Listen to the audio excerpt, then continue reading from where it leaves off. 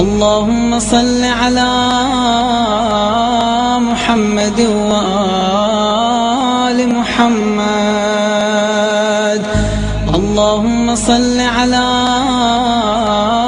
محمد وآل محمد. اعوذ باللہ من الشیطان الرجیم. بسم اللہ الرحمن الرحیم. الحمدللہ رب العالمین والصلاة والسلام علی اشرف الانبیاء والمرسلین خاتم النبیین رحمۃ للعالمین بالقاسم محمد و اہل بیتہ الطیبین الطاہرین المعصومین المظلومین. سامعین گرامی، آپ کے سوال اور ہمارے جواب. ہم آپ سے مخاطب ہیں اور ایک سوال جس کا جواب اس نشست میں آپ کو دیا جائے گا وہ پڑھ کے سناتے ہیں. سوال یہ ہے کہ فقہا اور مجتہدین کو نائب امام کیوں کہا جاتا ہے؟ ایک دفعہ پھر سن لیں. فقہا اور مجتہدین کو نائب امام کیوں کہا جاتا ہے؟ اب دیکھیے، ہوتا کیا ہے کہ جب ہمارے سامنے کوئی سوال رکھا جاتا ہے تو ہم پہلے سوال کی نوعیت پر اور سوال میں استعمال ہونے والے الفاظ اور ان کے مقام کو دیکھتے ہیں کہ کس لفظ پر کتنا زور ہے، تاکہ یہ اندازہ ہو جائے کہ سائل کے ذہن میں جو الجھن ہے اس کی اساس کیا ہے، اس کی بنیاد کیا ہے، کس مقام پر، کس لحاظ سے سائل جو ہے اس کے ذہن میں یہ سوال ابھرا ہے. اور اس کے بعد یہ دیکھتے ہیں کہ خود سوال کا مزاج کیا ہے. خود سائل کا مزاج تو چلیں کچھ بھی ہو، لیکن سوال کا مزاج کیا ہے، پوچھا کیا جا رہا ہے، اور جو کچھ پوچھا جا رہا ہے اس کی اپنی کیا حیثیت ہے. تو بہرحال اس وقت جب ہم اس سوال کا تجزیہ کرتے ہیں تو ہمیں یہ اندازہ ہوتا ہے کہ سائل کے ذہن میں جو الجھن ہے وہ لفظ نائب کی ہے، کہ جب وہ مقام و مرتبہ امام معصوم کو اپنے ذہن میں لاتا ہے اور سوچتا ہے کہ یہ حجت خدا ہیں، یہ نفس رسول ہیں، یہ معصوم ہیں، یہ تکوینی ولایت بھی رکھتے ہیں، یہ تشریعی ولایت بھی رکھتے ہیں، یہ زمین پر اللہ کی حجت ہیں. تو ان تمام چیزوں کو، ان مقامات کو ذہن میں رکھنے کے بعد وہ یہ سوچتا ہے کہ معاشرے کا ایک عام آدمی جو بالکل ہمارا جیسا ہے، اس نے کچھ عرصے حوزہ علمیہ میں کچھ علوم حاصل کر لیے، تو اب وہ امام کا نائب ہو جائے، لے جا کے ہم اس کو امام کی ذات سے ملا دیں. یہ ذرا سا گراں گزرتا ہے، یہ ذہن کے اوپر ذرا بھاری ہو جاتا ہے. اس وجہ سے یہ سوال پیدا کیا گیا یا یہ سوال ذہنوں میں ابھرا. اب دیکھیے، اس سوال کو اگر ہم عمومی سطح پر لے جائیں تو جواب کچھ اور ہو جائے، خصوصی سطح پر لے جائیں تو جواب کچھ اور ہو جائے. لیکن ہم اپنے ذہن میں کسی اور ہی امر کی طرف مواد کو اور زاویے کو موڑنے کا ارادہ کیے ہوئے ہیں.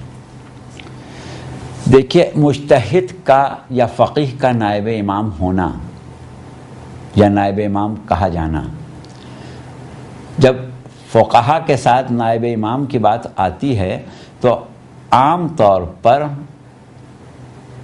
مومنین کے ذہن میں دو بنیادی مسئلے آتے ہیں. ایک مسئلہ تقلید کا اور ایک تصور ولایت فقیہ کا. یہ وہ دو چیزیں ہیں کہ جن کی بنیاد پر علماء اور فقہا کو نائب امام کہنا یا ان کے لیے اس اصطلاح کا درست ہونا بہت زیادہ بیان کیا جا چکا ہے. ہم نے بھی تقلید کے موضوع پر بہت بات کی ہے اور اس میں مجتہد کا ایک زاویے سے امام کی نیابت کے مقام کی طرف اشارہ یقیناً کیا گیا ہے. اور ہمارے بہت سے علماء وقتاً فوقتاً تقلید کے اوپر بڑی سیر حاصل گفتگو کرتے رہے ہیں، جو تقریر اور تحریر دونوں میں ہمارے سامنے موجود ہے. اس کے علاوہ ولایت فقیہ کا جو موضوع ہے اس پر بھی ہمارے معزز علماء نے بات کی ہے. ہم نے یہ دیکھا کہ سوال کرنے والا جو یہ بات کہہ رہا ہے کہ نائب امام مجتہد اور فقیہ کو کیوں کہیں، جس کی وجہ ابھی ہم نے بیان کی کہ ایک طرف وہ مقام امامت مطلقہ عصمت مطلقہ اور مقام امام معصوم کو دیکھتا ہے، اور دوسری طرف اس شخص کو دیکھتا ہے جس میں اور خود اس میں یہ فرق ہے کہ اس نے حوزہ علمیہ میں پڑھا ہے. اس کے علاوہ اس کی نظر میں کوئی فرق نہیں ہے. تو اب ہم نے یہ طے کیا کہ مسئلہ تقلید پر مواد موجود ہے، خود ہمارا بھی اور لوگوں کا بھی. مسئلہ ولایت فقیہ پر گفتگو ہمارے یہاں عام رواج ہے، لیکن ہم ایک ایسے زاویے سے لفظ نائب کی طرف توجہ دلائیں کہ سوال کرنے والا خواہ تقلید کی اہمیت اور تقلید کی کسی بھی شخص سے آگاہ ہو یا نہ ہو، ولایت فقیہ کا تصور اس کے ذہن میں ہو یا نہ ہو، یا اس کی نظر میں ولایت فقیہ کی حیثیت کچھ بھی ہو، ہم ان دونوں مسئلوں کو جس کے ذیل میں نائب امام کی بات ہوتی ہے اس وقت بالکل سامنے سے ہٹائے دیتے ہیں. اور اب آپ دیکھیے کہ ہم کیا بات کرتے ہیں، کس طرح نیابت کے اوپر وہ جواز پیش کریں گے کہ جس کو ان مسائل سے ہٹ کے زیر غور لایا جا سکتا ہے. اب دیکھیے صورت کیا ہے کہ نیابت کو آپ اس طرح سمجھیں کہ نیابت دو قسم کی ہے. ایک نیابت کلی ہے اور ایک نیابت جزوی ہے. کلی نیابت کی مثال ہمارے سامنے کیا ہے کہ جیسے ہمارے ائمہ معصومین علیہم السلام یا خاص طور سے جناب امیر علی ابن ابی طالب علیہ السلام نائب رسول یا خلیفہ رسول ہیں. وہ مقام وہ ہے جہاں یکسانیت، جہاں مقام و مرتبے کی ایک خاص نسبت، لحموں کا لحمی و دموں کا دمی والی بات، ایک شجر سے ہونا، ایک نور سے ہونا، منزل اطاعت پر اطیعوا الرسول و اولی الامر منکم میں ایک لفظ اطیعوا میں رسول اور امام کا آ جانا، اور اس طرح کے 50 مثالیں ہیں. یہ تو ہم خالی 2-3 مثالیں دے رہے ہیں. یعنی وہ مقام کہ جس کو ہم نفس رسول ہونا کہتے ہیں، یعنی رسول اگر نہ ہو تو وہ شخص مکمل طور سے ان امور کو انجام دے گا جن کو اگر رسول ہوتے تو انجام دیتے اور کوئی فرق نہ ہوتا. یعنی رسول بھی وہی کرتے جو امام نے کیا. یہ مقام جو ہے یہ ہے نیابت کلی کا. لیکن قرآن کی روح سے ایک لفظ نائب، لفظ خلیفہ ہمیں ملتا ہے جہاں یہ صورت نہیں ہے جو ہمارے آپ کے ذہن میں خلافت علی ابن ابی طالب کی یا نیابت معصومین علیہم السلام کی بنسبت پیغمبر اسلام صلی اللہ علیہ وآلہ وسلم ہے۔ وہ کیا ہے؟ جس وقت پروردگار عالم نے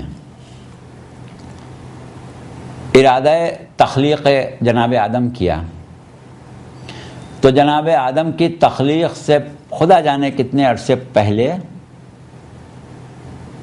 بزم ملائکہ میں یہ اعلان کیا کہ انی جاعل فی الارض خلیفہ، میں زمین پر خلیفہ قرار دینے والا ہوں یا دے رہا ہوں۔ اب یہاں خلیفہ کے معنی وہی ہیں جو آپ نے لفظ استعمال کیا، صرف آپ نے جو لفظ استعمال کیا وہ اردو کا تھا اور یہ یہاں پر عربی کا لفظ آ گیا۔ خلیفہ خلف سے ہے، بعد میں آنے والا، یعنی نائب۔ تو اللہ نے کیا کہا؟ میں زمین پر خلیفہ مقرر کر رہا ہوں، نائب مقرر کر رہا ہوں۔ اب آپ یہ سوچیں کہ اللہ خلیفہ مقرر کر رہا ہے۔ ہم اس آیت کی بہت زیادہ زاویوں سے وضاحت نہیں کریں گے، صرف اپنے مطمع نظر تک رکھیں گے، ورنہ اور بہت سے زاویے ہیں۔ عام طور پر ہمارے ہاں مسلمانوں میں یہ بڑا عام تصور ہے جناب آدم کی خلافت کے جواز میں کہ ہر انسان اللہ کا خلیفہ ہے، ہر انسان اللہ کا نائب ہے۔ اب خیر جہاں تک ہماری ذات کا تعلق ہے ہم وہ ہر انسان والے سے تو متفق نہیں ہیں، لیکن اتنا ضرور ہے کہ جناب آدم کو اگر ہم خلیفۃ اللہ فی الارض کہیں تو وہ خلافت، وہ نیابت جو ہے وہ بحیثیت حجت خدا ہے، اور اس اعتبار سے ہر نبی اور ہر نبی کا وصی برحق جو ہے وہ خلیفۃ اللہ فی الارض ہے۔ اور ظاہر ہے کہ جو شخص حجت خدا فی الارض ہے اس کے لیے خلیفۃ اللہ فی الارض ہونا آسانی سے قبول کیا جا سکتا ہے۔ لیکن یہاں پر وہی والا معاملہ جو آپ کے ذہن میں الجھن ہے وہ پیدا ہوگی کہ آپ یہ کہہ رہے ہیں کہ کہاں امام معصوم اور کہاں یہ ہمارا جیسا فقیہ اور مجتہد جس نے صرف حوزے میں تعلیم حاصل کر لی، ہم نے حوزے میں نہیں کی، ہم نے دوسری یونیورسٹیوں میں کر لی، بہت سی باتیں جو ہم جانتے ہیں وہ جانتا بھی نہیں ہے، تو ہم کیسے اس کو اپنے آقا و مولا کا نائب مان لیں؟ یہ جو تصور، یہ جو الجھن ہے، بس اس کی طرف ہم آ رہے ہیں۔ تو دیکھیے اب اگر ہم یہ مان لیں کہ انبیاء اور اولیاء اور اوصیاء ہی صحیح، نہ صحیح عام لوگ، عام لوگوں کی ہم بات ہی نہیں کرتے، وہ ہے نظریہ کہ ہر شخص اللہ کا خلیفہ، اولیاء، انبیاء، اوصیاء اللہ کے خلیفہ ہیں یا اللہ کے نائب ہیں، تو کہاں ذات واجب اور کہاں یہ ممکن مخلوق؟ کیا مقابلہ ہے خالق کا مخلوق سے، خواہ وہ مخلوق کتنے ہی اعلیٰ اور عرفہ درجے کی کیوں نہ ہو؟ بہرحال خالق خالق ہے، مخلوق مخلوق ہے۔ تو اللہ کی نیابت، ذات واجب کی نیابت یہ ممکن مخلوق کیسے کر سکتی ہے؟ یہ سوال نہیں پیدا ہوگا پھر، کہاں اللہ کہاں یہ؟ دوسری چیز کیا ہے کہ ایک سوال یہ پیدا ہوگا کہ بھائی اللہ خود کہاں جا رہا ہے جو اس کی نیابت کی ضرورت پیش آ گئی؟ اگر اللہ کہیں کائنات چھوڑ کے جا رہا ہو تو پھر اس کی نیابت کی ضرورت ہے، وہ کہاں جا رہا ہے؟ تو دیکھیے اس سلسلے میں ہم بہت ہی اختصار کے ساتھ، یہ بحث تو بہت لمبی ہو جائے گی، صرف اختصار کے ساتھ اپنے مدعا اور اپنے مقصد کو سامنے رکھتے ہوئے، جس مقصد تک پہنچنے کے لیے یہ بحث چھیڑی ہے، یہ بات کریں گے کہ کار ہدایت اللہ پر واجب ہے، اور اللہ پر واجب ہونے کا مطلب یہ نہیں ہوتا کہ کسی اور نے اللہ پر واجب کر دیا، وہ اس کی عدالت ہے، وہ بھی ایک الگ بحث ہے۔ صرف اس وقت آپ یہ سمجھیں کہ اللہ کا کام ہے کہ اللہ بندوں کی ہدایت کرے۔ اب اللہ کے لیے یہ تو ممکن ہے کہ وہ بندوں کو ہدایت تکوینی کرے جیسا کہ ہر مخلوق کو کرتا ہے۔ ربنا الذی اعطى كل شيء خلقه ثم هدى، یہ جناب ہارون اور جناب موسیٰ نے رب کا تعارف دربار فرعون میں کراتے ہوئے یہ کہا تھا کہ ہمارا رب وہ ہے، ہم دونوں کا رب وہ ہے جس نے ہر شے کو بہترین انداز میں خلق کیا، پھر اس کی ہدایت کی۔ تو وہ ہدایت تکوینی ہے، لیکن جہاں تک تشریعی ہدایت کا تعلق ہے، دو بدو کوئی ہدایت کرنا وہ تو اللہ نہیں کر سکتا۔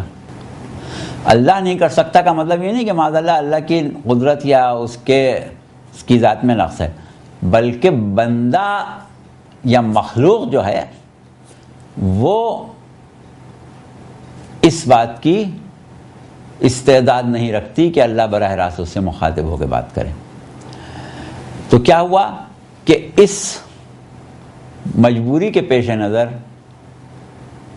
ضرورت اس بات کی پیش آئی کہ اللہ اپنی طرف سے ہادیوں کا انتخاب کرے، اور وہ ہادی اپنی کسی لالچ میں یا اپنے کسی مفاد میں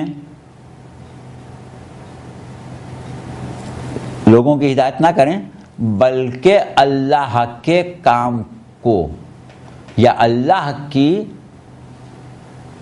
طرف سے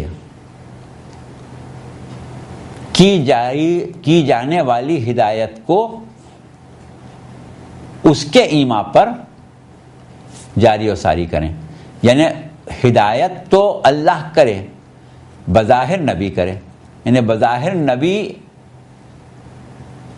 اپنے جیسے انسانوں کو یا اپنے معاشرے کے انسانوں کو، اپنے جیسے کا مطلب یہاں پر آپ کچھ اور نہیں لیجیے گا، اپنے جیسے کا لفظ ہم نے اس لیے استعمال کیا کہ خالق جو ہے وہ بہرحال خالق ہے اور نبی مخلوق ہے، اور یہ بھی مخلوق ہے۔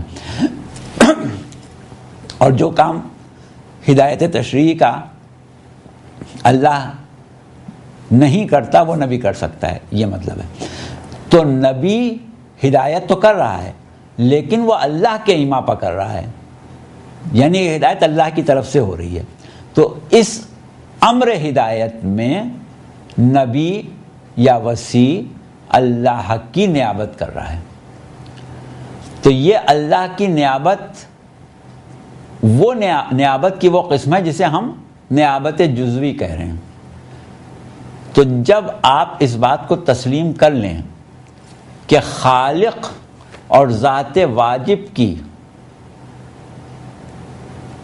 جزوی نیابت مخلوق کر سکتی ہے، جبکہ مخلوق میں اور خالق میں جو فرق ہے اس کو تو الفاظ میں بیان بھی نہیں کیا جا سکتا، تو اب ایسے موقع پر جب آپ یہ مان رہے ہیں کہ مخلوق خالق کی نائب ہو سکتی ہے تو عالم امام کا نائب نہ ہو، اس میں کیا الجھن؟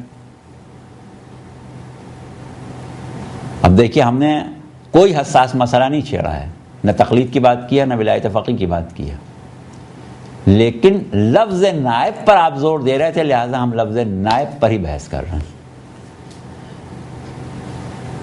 ٹھیک ہے، ہم کب کہتے ہیں کہ مجتہد یا فقیہ اس طرح امام کا خلیفہ ہے جیسے امیر المومنین علیہ السلام رسول اللہ کے خلیفہ ہیں؟ یہ تو نہیں کہتے، لیکن اب اس نیابت جزوی میں بھی درجات ہیں، یا یہ سمجھیں کہ اس کا دائرہ کار جو ہے اس میں وسعت بھی ہو سکتی ہے، جتنی وسعت ہوگی اتنی نیابت میں شدت پیدا ہوتی جائے گی۔ اب دیکھیے ایک شخص ہے، وہ فقیہ ہے اور بہت ہی اعلیٰ درجے کا فقیہ ہے، عالم ہے، اپنے زمانے کا بہترین فقیہ بھی ہے، اور ظاہر ہے اجتہاد کی صلاحیت بھی رکھتا ہے. اس کے بعد مثلا وہ یا ابھی فی الحال یہاں تک بھی رکھیں تو اس کے اندر وہ مفاہیم تعلیم احکامات دین کہ اگر امام سامنے ہوتے تو ان سے پوچھ لیے جاتے, اگر بے عین ہی وہی مفاہیم وہ بیان کرنے کی صلاحیت رکھتا ہے. جیسے آپ کو وہ مشہور واقعہ یاد ہے ابو بصیر کا کہ جنہوں نے ایک شخص کو کوفے میں طلاق کا مسئلہ بتایا تھا اور اس کو استدلال ابو بصیر کا اتنا پسند آیا تھا کہ اس نے پوچھا تھا کہ یہ باتیں آپ کہاں سے لائے, یہ علم آپ نے کہاں سے حاصل کیا؟ تو آپ نے امام صادق علیہ السلام کا نام لیا تھا. تو اس کو بڑا اشتیاق پیدا ہوا کہ میں اس شخص سے ملوں, اور اس کے بعد بمشکل تمام, یہ وہ زمانہ تھا کہ جب امام منصور کی طرف سے اپنے گھر میں میسور تھے مدینہ منورہ میں, تو وہ کسی نہ کسی طرح امام کی خدمت میں پہنچ رہا تھا اور امام کے دروازے تک پہنچا تھا. تو امام نے اس سے یہی کہا تھا کہ جب میرے نائب نے ابو بصیر نے تم کو یہ مسئلہ سمجھا دیا تو اب اتنی زحمت اٹھانے کی اور اپنی جان کو خطرے میں ڈالنے کی کیا ضرورت تھی. مشہور واقعہ ہے, ہم نے اس کو بہت مختصر کر دیا, کبھی اور موقع ہوگا تو اس کو تفصیل سے بیان کر دیں گے. کہنے کا مقصد یہ کہ ابو بصیر نے سائل کو وہ جواب دے دیا کہ اگر وہ امام سے پوچھتا تو امام بھی وہی جواب دیتے. یہ ہے مفہوم نیابت. اب اگر بالفرض وہ شخص بحیثیت فقیہ, بحیثیت عالم احکام شریعہ, بحیثیت صلاحیت استنباط احکام اس مقام پر ہے کہ کوئی سوال سائل اس سے کرے اور وہ اس کا وہ جواب دے دے جو اگر امام سے کرتا تو امام بھی دے دیتے, تو یہ تو ایک الگ مسئلہ ہو گیا.